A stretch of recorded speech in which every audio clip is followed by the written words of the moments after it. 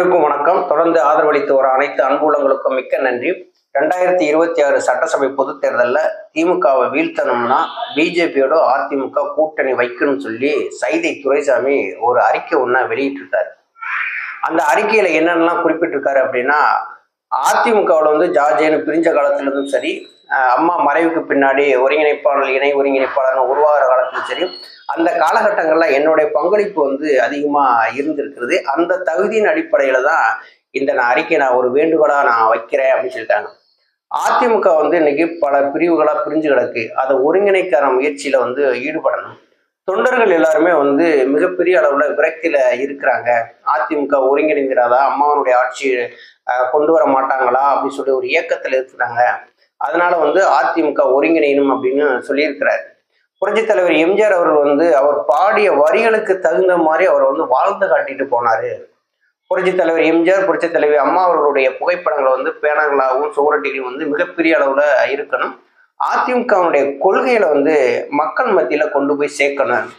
2026 வந்து திமுகவை வீழ்த்தணும் அப்படின்னா பிஜேபி மற்றும் தோழமை கட்சிகளோட ஒரு கூட்டணியை வந்து உருவாக்கணும்னு சொல்லி தான் அந்த அறிக்கையில வந்து குறிப்பிட்டிருக்காரு.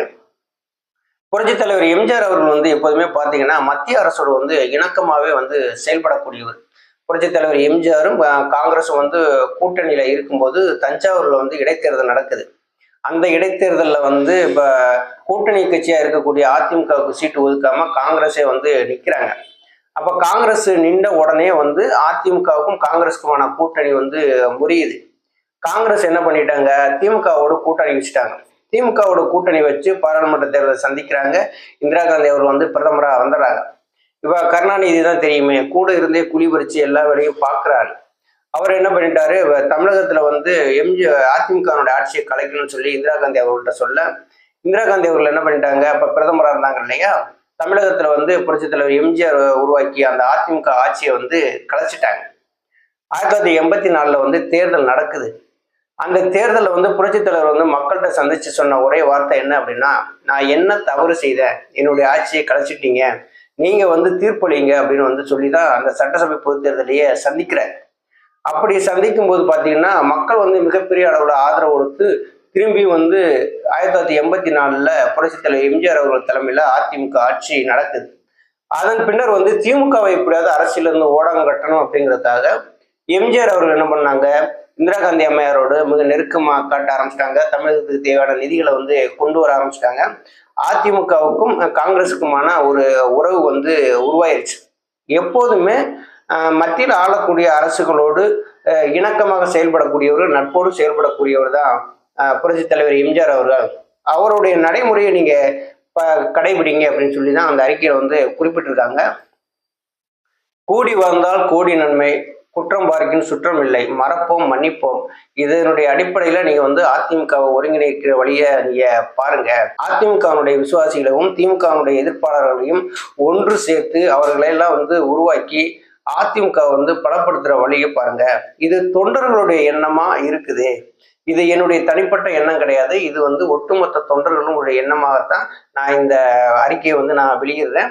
புரிந்து அறிந்து செயல்படுங்க. 2026 அதிமுக மிகப்பெரிய அளவுல வெற்றியை பெறணும் அப்படின்னு நீங்க நினைச்சீங்க அப்படின்னா பாஜகவோடு கூட்டணி சேர்ந்து மற்றும் தோழமை கட்சிகளோட இணைந்து செயல்பட்டீங்கன்னா திமுகவை வீழ்த்துறதுக்கு வழியா இருக்கும். அப்படி இல்லாத பட்சத்துல திமுக ஆட்சிக்கு வரக்கூடிய சூழ்நிலை தான் ஏற்படுங்கிறத ஒரு அறிவுறுத்தலா இந்த அறிக்கையை வந்து சைதை துரைசாமி அவர்கள் வந்து வெளியிட்டிருக்காங்க. ஆனா எடப்பாடி பழனிசாமி இதை கேட்பாரா? கேட்க மாட்டாரு. அவர் என்ன நினைப்பாரு அப்படின்னா, யார் வேணாலும் எந்த அறிக்கைனாலும் வெளியிட்டு போங்கப்பா, அதை பத்தி எனக்கு கவலை கிடையாது, நான் வந்து பொதுச் செயலாளர் தான், என்னுடைய இடத்துல இருந்து நான் வந்து என்னுடைய நிலையிலேருந்து நான் எப்போதும் கீழே இறங்க மாட்டேன் அப்படிங்கிற நிலையில தான் அவர் வந்து இருக்கிறாரு. ஆனா இப்படியே போச்சுன்னு வச்சுங்களேன், எடப்பாடி பழனிசாமி இப்படியே ஒருங்கிணைக்க முடியாது அப்படிங்கிற நிலைமையிலேயே போச்சுன்னு வச்சுங்க, எடப்பாடி பழனிசாமி இல்லாத ஒரு அதிமுக தான் தமிழகத்துல உருவாக போகுது. அதற்கான சூழல் வந்து நிலவிட்டே இருக்கு. இந்த நேரத்துல அதிமுக இணைப்புது அப்படிங்கிறது யாருக்கும் தெரியாது. ஆனா எடப்பாடி பழனிசாமி இல்லாத அதிமுக கூடிய விரைவில் உருவானாலும் உருவாகலாம். ஏன்னா தொடர்ந்து முரண்டு பிடிச்சிக்கிட்டே இருக்கக்கூடாது இல்லையா. இப்ப அம்மானுடைய ஆட்சியை கொண்டு வரணும்னு சொல்லிட்டு எல்லா இடங்கள்லயும் எடப்பாடி பழனிசாமி பேசிட்டு இருக்காரே தவிர, அந்த ஆட்சியை கொண்டு வர்ற அளவுக்கு இவர் என்ன முயற்சி எடுத்திருக்காருன்னு சொல்லி தொண்டர்கள் எல்லாரும் கேட்கிறாங்கல்ல. கட்சி ஒருங்கிணைந்தா மட்டும்தான் இப்ப எடப்பாடி பழனிசாமி சொன்னது மாதிரி அம்மாவனோட ஆட்சியை கொண்டு வர முடியும். கட்சி வந்து இணையாம நான் வந்து அம்மானோட ஆட்சியை கொண்டு வரேன் அப்படின்னா தொண்டர்கள் யாரும் வந்து ஏத்துக்க மாட்டாங்க. அதுலயும் வந்து சைதை துரைசாமி அவர்கள் ஒண்ணு குறிப்பிட்டிருக்காங்க. தொடர் தோல்விகளை வந்து எந்த தொண்டனும் ஏத்துக்கிற மாட்டான். 2026 வந்து அதிமுக மிகப்பெரிய தோல்வியை சந்திச்சிச்சு அப்படின்னா அதிமுகவை காப்பாற்ற யாராலையும் முடியாது அப்படிங்கிறதையும் வந்து சொல்றாரு. அப்ப இதெல்லாம் வந்து எடப்பாடி பழனிசாமி புரிஞ்சுக்கணும்ல. இப்ப இவர்கிட்ட வந்து இரட்டை இலை சின்னம் இருக்கிறதுனால இவர் வந்து நான் தான் பொதுச் செயலாளர் எனக்கு கீழே வாங்க அப்படின்னா அதிமுகவோட விதிகள்னு ஒண்ணு இருக்குல்ல.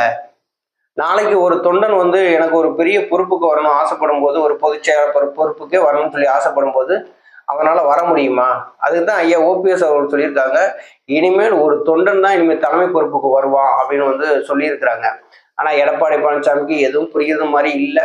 அது அந்த பிடிச்ச மயிலுக்கு 3 கால் அப்படின்னு சொல்லுவாங்கல்ல, அதே மாதிரி நிலைமையில தான் இருக்கிறாரு. அதிமுகவை இணைக்கிறதுக்கு எல்லாருமே வெளியில இருக்கிற சக்திகள் எல்லாருமே வந்து ஒருங்கிணைய ஆரம்பிச்சிட்டாங்க.